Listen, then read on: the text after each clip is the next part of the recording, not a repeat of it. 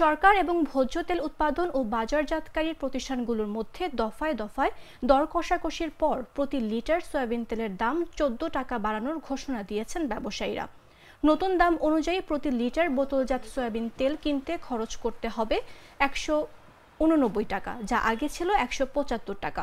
রোববার Bangladesh vegetable oil refiners and Vanaspati manufacturers association এক সংবাদ বিজ্ঞপ্তিতে এ তথ্য জানায়।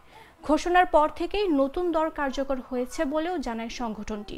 নতুন ঘোষণা অনুসারে 5 লিটার সয়াবিন তেলের বোতলের নতুন দাম নির্ধারণ করা হয়েছে 922 টাকা, যা ছিল 852 টাকা। বোতলজাত তেলের পাশাপাশি খোলা সয়াবিন ও পাম তেলের নতুন দাম নির্ধারণ করা হয়েছে প্রতি লিটার 169 টাকা, যা ছিল 157 টাকা।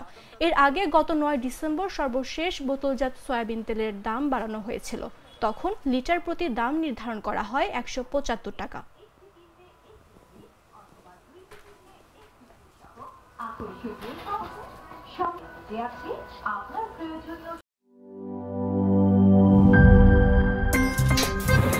আমার একটা স্মার্ট সিদ্ধান্তে 25% গ্যাসের খরচ কমেছে। ভাবছেন কিভাবে? সাধারণ গ্যাস স্টোভ বদলে আমি এনেছি আরএফএল গ্যাস স্টোভ। এর সাইন্টিফিক নজল ও ব্রাস বার্নার ক্যাপ সমানভাবে তাপ ছড়িয়ে রান্না করে দ্রুত, তাই গ্যাসও বাঁচায় 25%, টাকাও বাঁচে 25%। আরএফএল গ্যাস স্টোভ নিরাপদ ও গ্যাস সাশ্রয়ী।